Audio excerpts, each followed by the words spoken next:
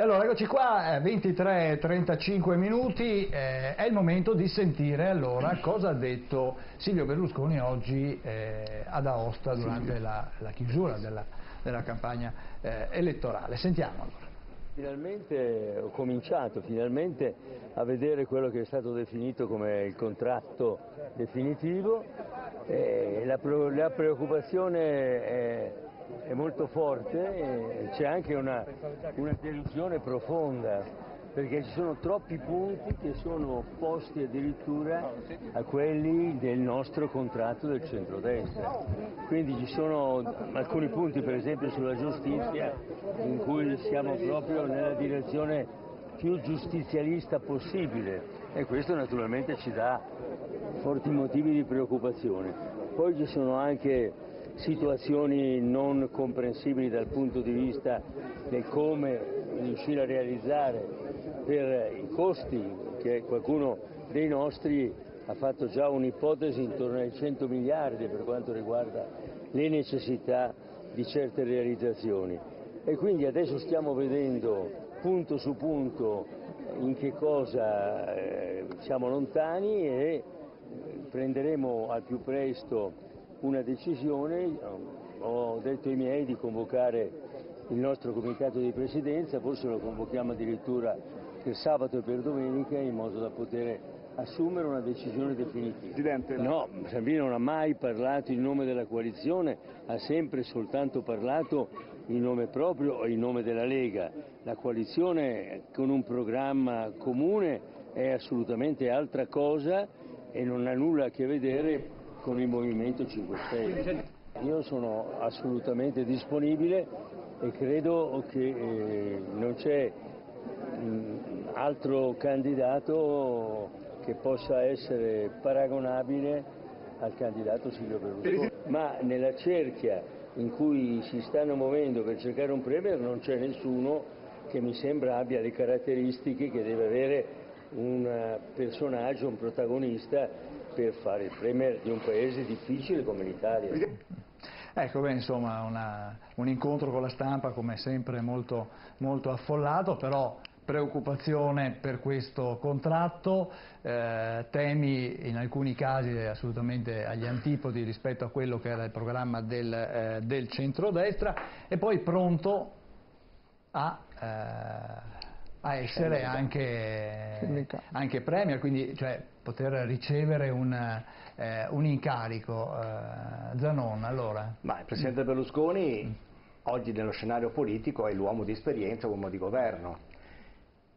Che poi a lui piaccia molto stuzzicare anche la situazione, perché come dico sempre io, non si muove foglia che Silvio non voglia, è evidente.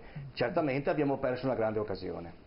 Il centrodestra ha perso una grandissima occasione di poter diventare ad elezioni imminenti o comunque dell'anno prossimo un monocolore di centrodestra e prenderci tutto quanto e governare come vogliamo.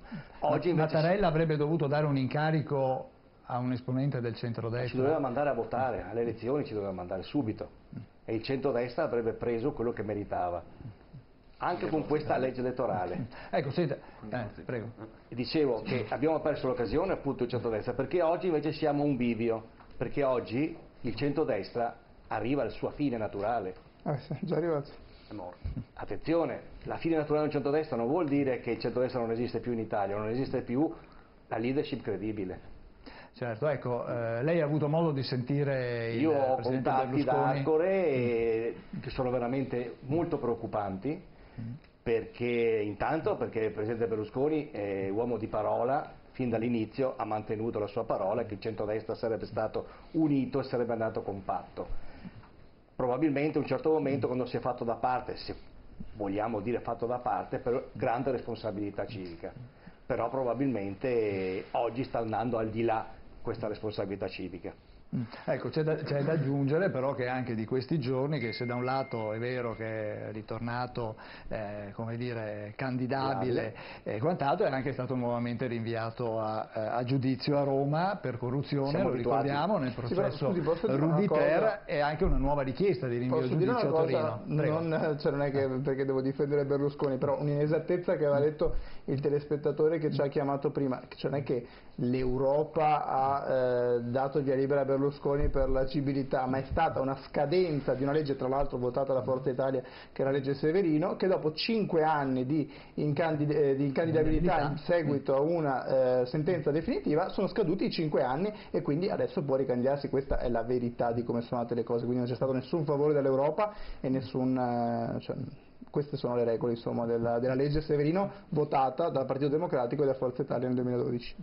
Ecco, anche a Stefani vorrei chiedere questo, sul comportamento di Mattarella, sulle scelte che ha fatto. Un primo incarico esplorativo al Presidente del Senato Casellati, 48 ore per decidere, e poi invece sicuramente più spazio invece a quella che è stata l'incarico esplorativo dato a Fico e anche alla possibilità di un governo con del PD col Movimento 5 Stelle. È stato imparziale oppure è stato parziale? Ma io credo che abbia sondato le possibilità di governo con più probabilità a livello parlamentare, quindi prima un governo centrodestra 5 Stelle, visto che non cadeva il veto sul candidato su Berlusconi e su Forza Italia come partito per l'alleanza con i 5 Stelle da una parte, e poi il PD 5 Stelle, visto che avevano i numeri per poter costruire una maggioranza, perché poi possiamo parlare quanto vogliamo, ma le maggioranze in Parlamento si fanno con i numeri,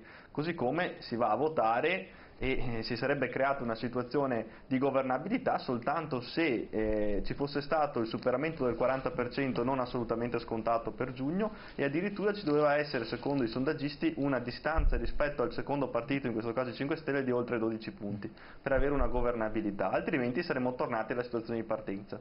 Io credo che se fossimo andati al voto a giugno Forza Italia avrebbe raggiunto forse neanche il 10%, i voti sarebbero stati travasati nel partito di traino del centrodestra che è la Lega, ma non penso che nelle intenzioni di voto sì, tra l'altro si sta già così, verificando, no? Forse si sarebbe addirittura accentuata con un'altra campagna elettorale, ma penso che il centrodestra si sarebbe aggirato attorno al 40%, forse anche superandolo, ma di certo non annullando la forza propulsiva che il 5 Stelle ha in certe aree geografiche che ancora, insomma, continuano a sostenerlo. Quindi io credo che tornare al voto non sarebbe stata la scelta migliore, per il semplice fatto che si sarebbero riverificate le stesse condizioni di partenza, tra l'altro nuovamente consultazioni, nuovamente i 5 Stelle che avrebbero posto il veto su Berlusconi anche con una distanza di 10 deputati, e quindi io credo insomma non si possa, per quanto riguarda altro tipo di discorsi, insomma io credo che Berlusconi adesso abbia forse anche l'interesse politico a star fuori dalla maggioranza per poter colpire e recuperarsi un ruolo politico in opposizione, quindi credo sia una scelta più che altro di interesse anche elettorale, più che una mossa strategica. Tra l'altro Berlusconi ha anche invitato Salvini a ripensarci e a tornare sui suoi passi, Armando, oltre a proporsi come prova, ma cosa vuol dire?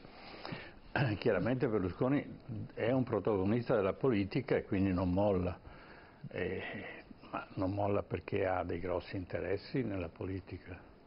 Cioè, lui ha delle aziende che coinvolgono direttamente la politica italiana e quindi si propone come un leader non solo dell'Italia ma anche dei suoi precisi interessi, l'abbiamo visto, e non a caso diede delle dimissioni nel 2011, no? E quindi Berlusconi ormai si conosce, ma penso che lo conosciamo, è simpaticissimo. C'è una cosa che dobbiamo confermare, è che è un uomo di parola, se dice una cosa la mantiene, cosa difficile in Italia, di solito si dice tutto il contrario di tutto, è molto preciso nelle sue decisioni, non se le rimangia, quindi in questo senso è positivo. Che abbia dei grossi numeri sulle novità che sta nascendo fa parte e soprattutto perché è stato escluso dalla politica. La cosa positiva è che ha fatto un passo di lato, ma ovviamente non esclude che lui si proponga delle alternative, perché può essere che questo patto non venga rispettato, quindi si tornerà alle elezioni e allora torneremo a raccontarci l'avevo detto e quindi ricominceremo da capo la corsa al voto. Speriamo di no, speriamo, perché non abbiamo bisogno di questo tipo di antagonismo di tipo sportivo. se vince il Milan o l'Inter interessa, sì, importante, o la Juventus è importante, ma insomma si campa lo stesso. Qui noi abbiamo dei debiti miliardari da affrontare e le proposte che sono state fatte dai due protagonisti che oggi vediamo sullo schermo sono proposte difficilmente praticabili. Io non entro nel merito della singola proposta, però hanno preparato un programma di sesto grado superiore, no? Quindi se sono buoni scalatori speriamo che ce la facciano, ma dico speriamo che ce la facciano perché se no siamo nel disastro totale tutti quanti. Tra poco il Draghi se ne va, che fine facciamo? Questo è il punto. Certo, allora non abbiamo ancora sentito il Partito Democratico che cosa dice, allora sentiamo in questo incontro Martina e sentiamo anche altri esponenti. Sentiamoli.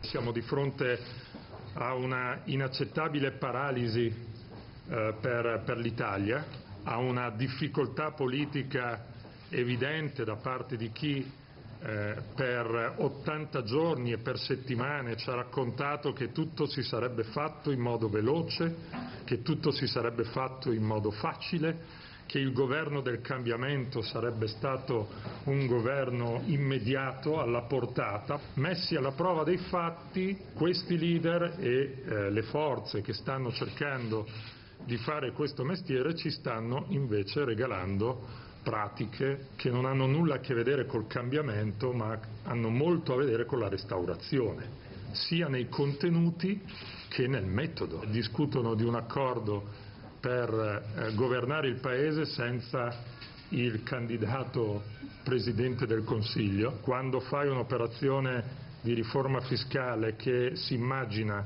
di poter premiare chi sta sopra una certa soglia percentuale di reddito, stai facendo un'operazione profondamente iniqua. Ci predisporremo a una battaglia in Parlamento perché queste idee non passino, e non passino soprattutto se si immagina di tornare ad esempio alle politiche dei condoni. Se sono nelle condizioni di dire agli italiani che può partire un'esperienza di governo, adesso non possono più perdere tempo.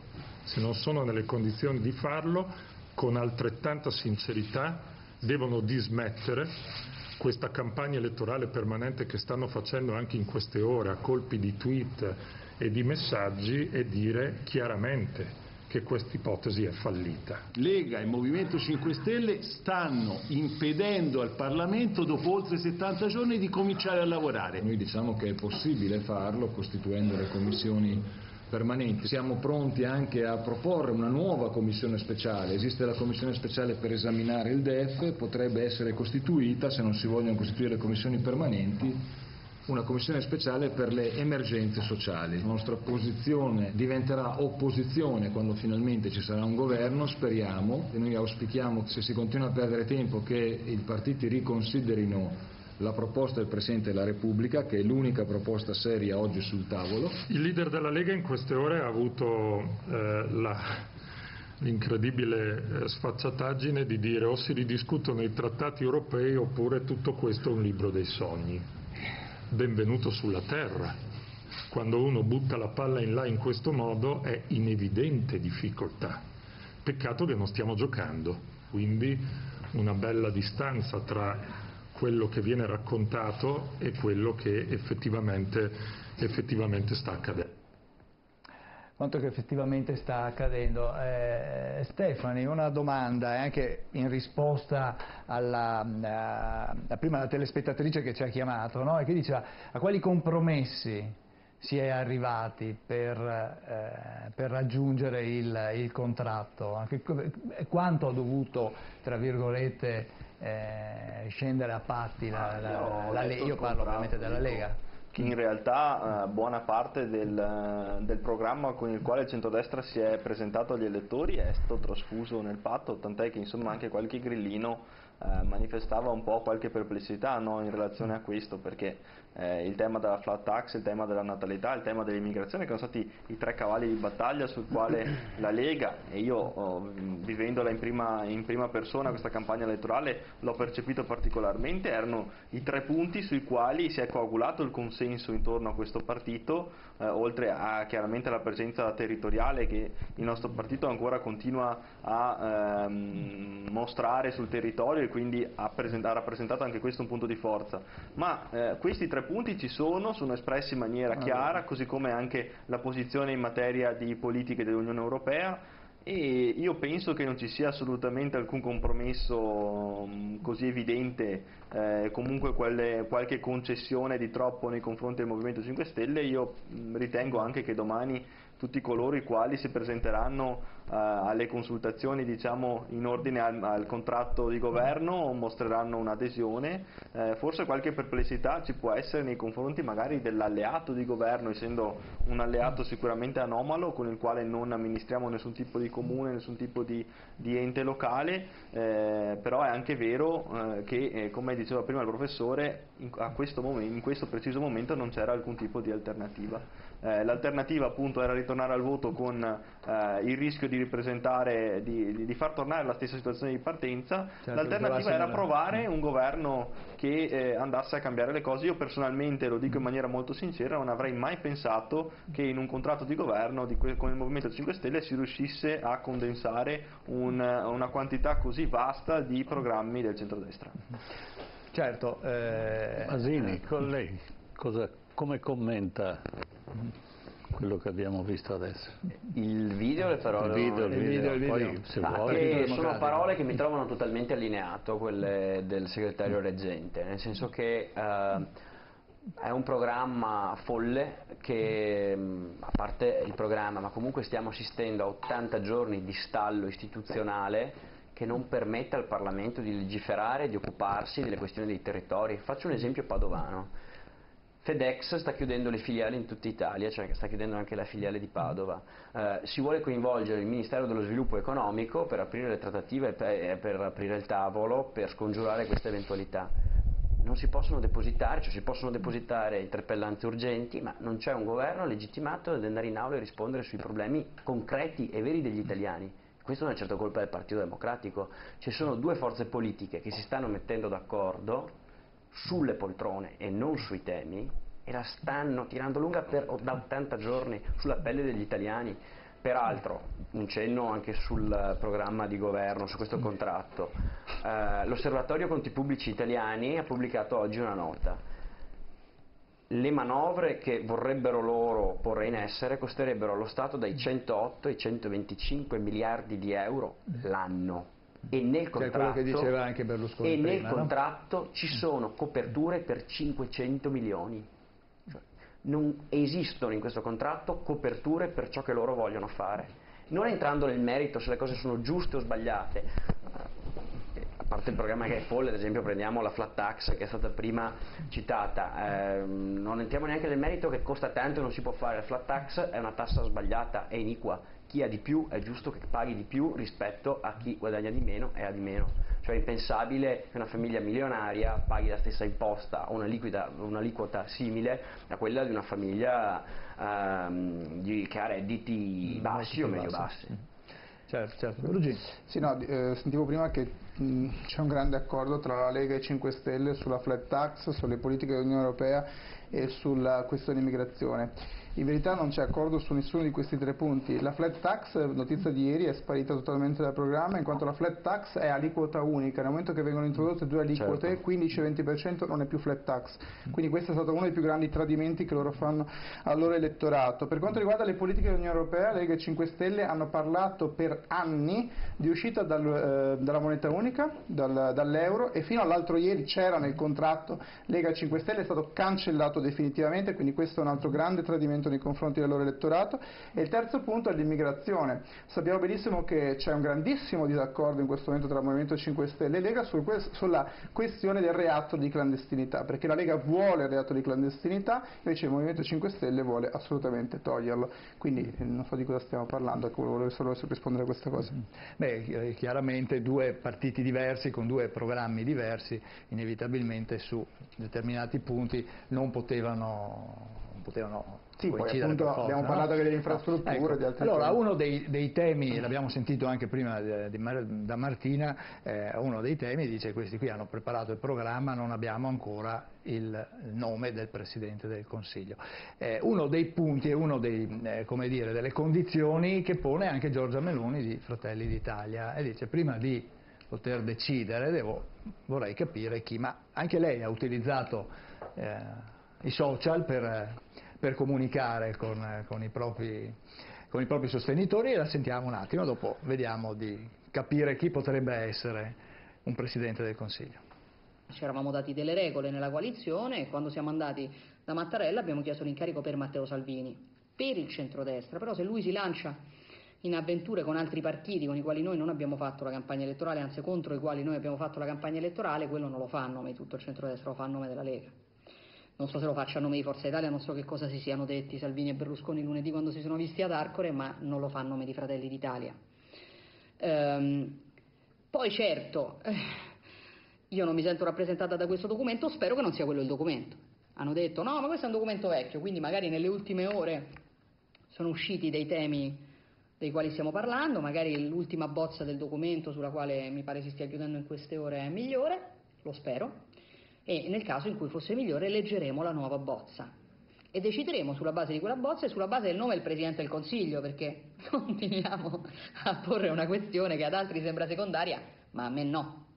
Chi guida un governo ne stabilisce le priorità, l'identità, che cosa si fa, che cosa non si fa. Puoi mettere quello che ti pare nel contratto di governo, ma poi se non hai un Presidente del Consiglio che risponda a quel contratto di governo è come se non l'avessi scritto. A me non sfugge, io in un governo con il Presidente del Consiglio grillino non ci posso venire.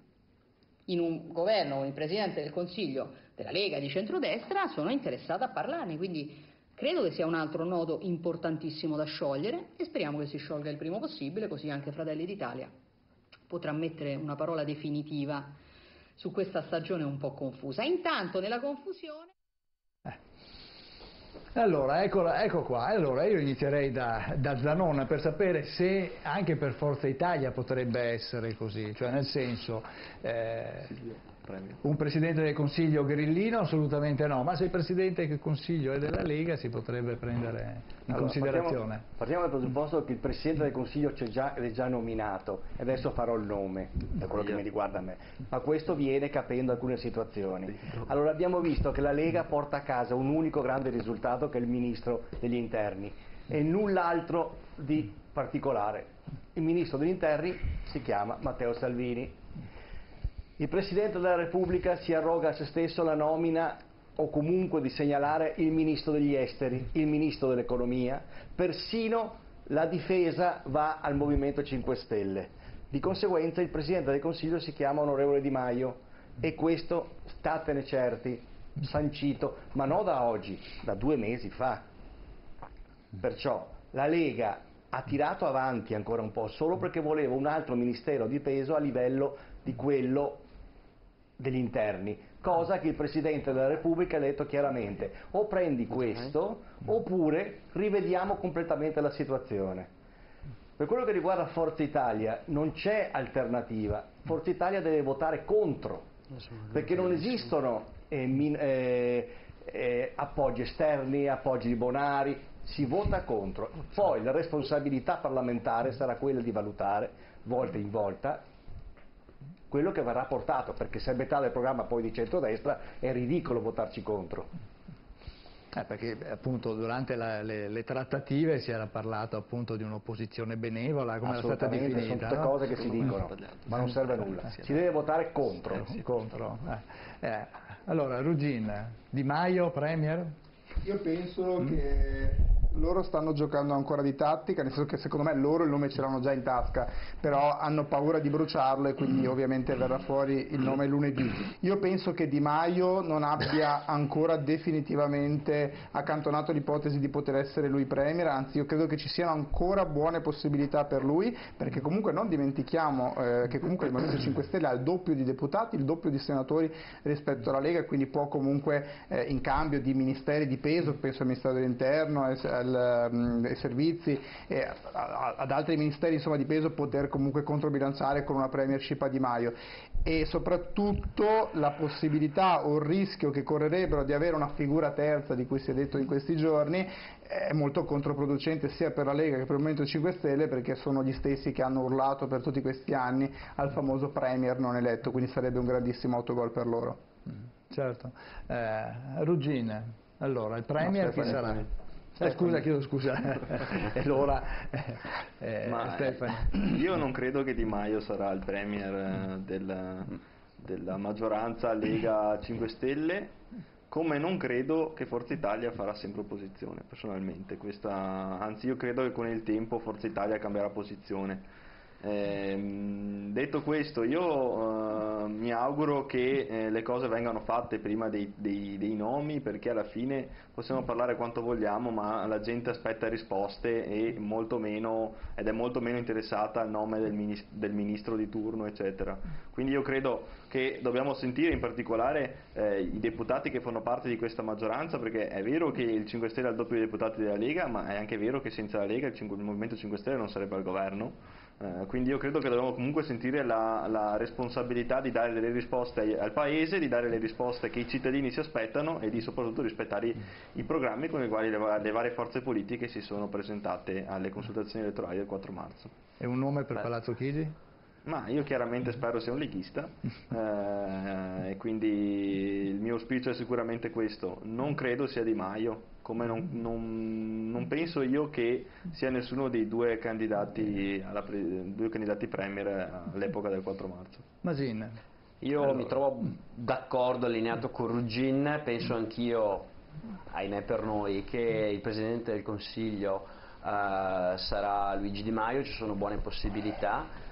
Proprio perché loro, ma questo è stata anche dal mio punto di vista una colpa della Lega, per 5 anni hanno battuto il chiodo sul fatto che non c'era un Presidente del Consiglio nominato direttamente dagli elettori, votato direttamente dagli elettori, facendosi passare quasi in un sistema maggioritario, quasi presidenziale. La nostra è una repubblica parlamentare dove lo Stato viene retto da accordi politici, dal dialogo tra le forze politiche. Loro si stanno inventando tutta questa pantomima del contratto per far passare un accordo politico, come è naturale che sia in un Parlamento, come un contratto. Non è un contratto, è un accordo politico da Prima Repubblica, perché questa è la nostra impostazione istituzionale, per cui è del tutto naturale che succeda questo. Il Movimento 5 Stelle ha estrema necessità che sia Di Maio, altrimenti dovranno rendere conto agli elettori anche nel brevissimo giro. L'anno prossimo ci sono le europee e se il primo ministro non sarà loro espressione, Di Maio in primis, sarà un enorme problema per loro. Ammesso che vadano le cose come si dice, si crea una cosa strana. Allora abbiamo 5 Stelle e Lega, poi Berlusconi. Credo che alla fine, se vengono rispettate quelle che sono le sue richieste, Berlusconi è una persona che non si mette mai di mezzo e non va mai contro nessuno, quindi sotto questo punto di vista ritengo. La Meloni mi pare che dice, purché rispettiate alcuni dettami della destra, ci sto pure io. Quindi rimane fuori solo il Partito Democratico e diventa il partito dell'opposizione, diciamo, certo. È il secondo partito in Italia. E dal 4 marzo lo diciamo, noi saremo l'opposizione di un governo nato da questo risultato elettorale. Sì, ma torniamo sempre a quella lingua italiana che non riesco mai a capire, perché si dice una cosa e se ne fa un'altra. Mi sembra che però no. Come fa a essere all'opposizione di qualunque governo dal momento che il governo non c'è? di questo governo che si sta la delineando. dichiarazione sarebbe questo, stata mi dimetto solo quando alla fine sarà tutto combinato, come dico io, e poi me ne vado, Noi ma dove non si capisce. Avremmo sostenuto qualsiasi proposta del Presidente della Repubblica per un governo neutrale che facesse uscire dall'impasse istituzionale il Paese. Posso dire dare una per il senso di responsabilità che ci ha c'è sempre una speranza di contraddistinto. Berlusconi di poter essere eletto Presidente della Repubblica, cambiando la legge sull'elezione del Presidente. Credo sia un po' complicato, però credo che il Presidente della Repubblica risponda ad altre dinamiche. Berlusconi è riuscito a dirottare gli aerei sopra Milano 2, per cui cosa che non c'è riuscito nessuno. Basta una legge, insomma. No, non c'è riuscito nessuno. Lui dice Milano 2 è disturbata dai voli degli aerei e quindi ha cambiato. Posso dire una cosa? Resterà solo un grande dilemma, diciamo, di questa tornata elettorale, il fatto del perché si sono aspettati 75 giorni, perché Salvini strappasse da Berlusconi, aspettando questo, per me, finto gesto di responsabilità da parte di Berlusconi, quando Berlusconi nel 2011 e nel 2013 per ben 2 volte in pochi anni ha salutato la Lega, è andato al governo a sostegno di Monti e poi nel 2013 di Letta senza tanti problemi nei confronti della Lega. Invece la Lega si è fatta problemi per 75 giorni di strappare. Questo sarà uno dei grandi dilemmi irrisolti, poco chiari, che forse la storia un giorno ci dirà. Però adesso che è all'opposizione il PD, non può tentare una riunificazione delle sinistre? Assolutamente, assolutamente. Ma guardi, io penso che se noi tra 2 anni, e l'ho detto anche prima, e guardi, non penso che sarà tanto fantapolitica, anzi è una cosa che già avviene in altre nazioni europee, gli schemi destra e sinistra, per quanto mi riguarda, per quanto ci riguarda come più Europa, non esistono più, perché ormai la contrapposizione è tra moderati, liberali, europeisti e sovranisti, nazionalisti, populisti. Quindi non sarà strano se tra 2 anni a elezioni amministrative o regionali ci potremo trovare appunto Movimento 5 Stelle e Lega da una parte alleati e dall'altra parte magari anche PD e Forza Italia. Forse è meno fantapolitica di quanto si possa pensare. Con qualche orticaria, ma è molto meno fantapolitica di quanto si possa. Diciamo che però diciamo che l'opposizione è rigenerante dal mio punto di vista ed è anche riunificante. Diciamo che il Movimento 5 Stelle si è permesso, diciamo, di non uscire allo scoperto con le sue anime, con le sue componenti interne, proprio perché stava all'opposizione, e all'opposizione è molto più facile esprimere una linea politica unica. Nel momento in cui si è davanti alla prova di governo, chiaramente le differenze emergono. Governare è estremamente più divisivo. Quindi c'è speranza che una sinistra, o quantomeno un'area, diciamo, diversa da quella che ha il governo, si possa riunificare. Sono ancora legato estremamente con il beneplacito di Bersani e di D'Alema. Certamente il campo del centro-sinistra va ricostruito. In Germania e Austria, socialisti e popolari. Il nostro risultato elettorale, dal mio punto di vista, è dovuto anche a queste divisioni e a scissioni continue, litigi interni continui. Nel momento in cui la sinistra, il centro-sinistra, si riproporrà unito, avrà decisamente più chance di ottenere successo, e lo dimostrano insomma anche i risultati elettorali. Quando il centro-sinistra si è presentato unito, ha vinto. Un'ultima cosa, Zanon andrà a votare ai banchetti della Lega a esprimere il proprio giudizio sul contratto? Io sono molto legato nei territori gli amici della Lega, con i quali ho combattuto negli ultimi 23 anni molte battaglie importanti, con i quali ho fatto tante alleanze, con i quali ho corso anche le ultime amministrative nel mio comune. Andrò a salutarli, probabilmente non voterò per un fatto di rispetto, ma se voto no. Cioè, Ruggin, lei andrà? O ha votato? No, penso proprio che andrò a votare, però ripeto, secondo me è giustissimo, anzi doveroso, e soprattutto è ora che questo governo inizi a operare, quindi aspettiamo che questo governo inizi per poi ovviamente iniziare anche un lavoro di opposizione a questo governo che secondo me sta ancora vendendo un libro di sogni difficilmente realizzabile. Masina, lei andrà a votare? Ma ripeto, ogni strumento di democrazia è utile e va sostenuto, questa è pura demagogia, perché insomma sono stati stati indetti questi gazebo a 3 giorni, ogni giorno, ogni sera cambiava poi il contratto, non so se ci ricordiamo che ogni sera si diceva era la bozza definitiva, la bozza definitiva, la bozza definitiva, quindi la campagna elettorale si dovrebbe fare stanotte. Questa è demagogia, non è uno strumento di democrazia. Allora Stefani, tutto in mano a Mattarella lunedì? Sì, è tutto in mano a Mattarella, noi presenteremo, cioè le due forze politiche presenteranno il nome del candidato premier e Mattarella avrà l'ultima parola definitiva. Intanto aspettiamo domani i risultati, tra l'altro domani devono essere in 5 gazebo diversi, vedremo il polso della situazione in 5 territori diversi. Certo, Mattarella ha detto non sono un notaio, quindi staremo a vedere cosa deciderà Ermanno. Io ho grande fiducia in Mattarella perché si è dimostrato in un momento così difficile di saper prendere delle decisioni e speriamo che siano quelle giuste. Tante alternative comunque non ne avrebbe potuto avere, salvo andare di nuovo alle votazioni. Qui si rimetteva in discussione tutto e credo che alcuni partiti sarebbero spariti a questo punto. Quindi diciamo che per qualcuno è andata bene non tornare alle elezioni, per qualcun altro ci ha rimesso, per esempio la Lega avrebbe sicuramente sfondato. 5 Stelle non so, perché poi è un partito ancora un po' fragile, quindi non si può prevedere nel tempo la stabilità di questo partito. Ma diciamo che speriamo che ce la caviamo.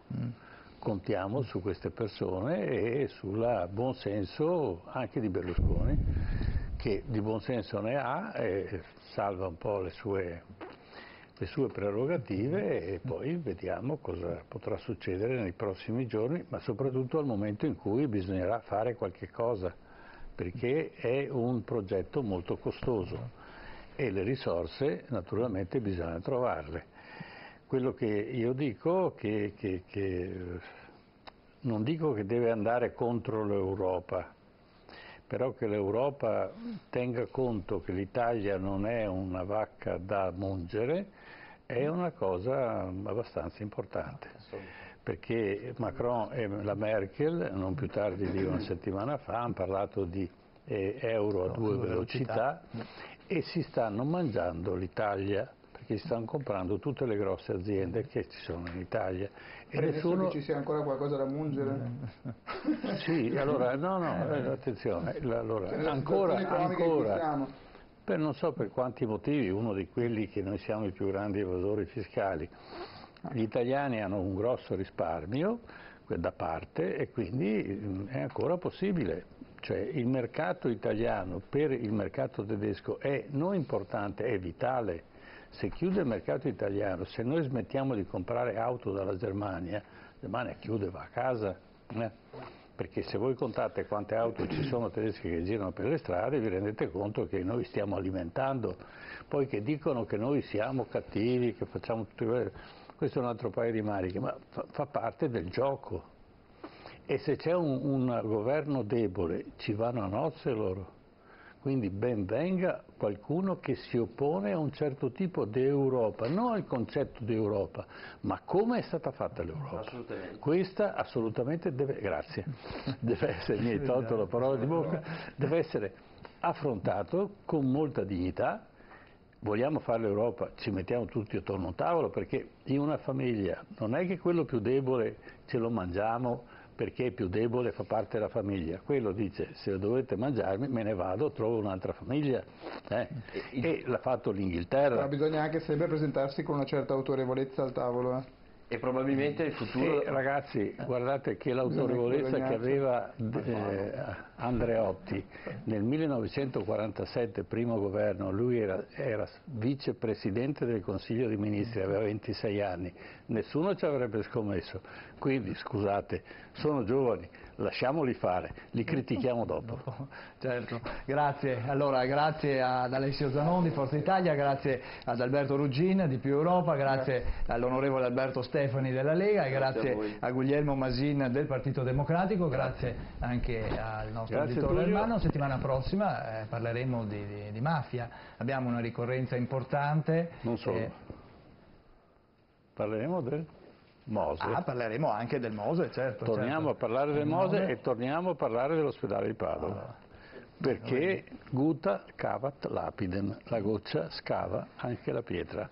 Quindi noi goccetta per goccetta vediamo se riusciamo a far decollare l'ospedale di Padova e se vediamo di poter mettere in funzione questo Mose, no? Così capiremo utilizzando dei grandi tecnici che abbiamo, perché ce li abbiamo e sono venuti qua in trasmissione, persone che hanno fatto piattaforme continentali megagalattiche, no? E hanno esperienza per poter eventualmente dare una mano e dare un consiglio importante anche al Presidente della Regione che potrà avvalersene per poter poi decidere, perché se no il Mose ci costerà, che si muova o che non si muova, costerà 100 milioni all'anno.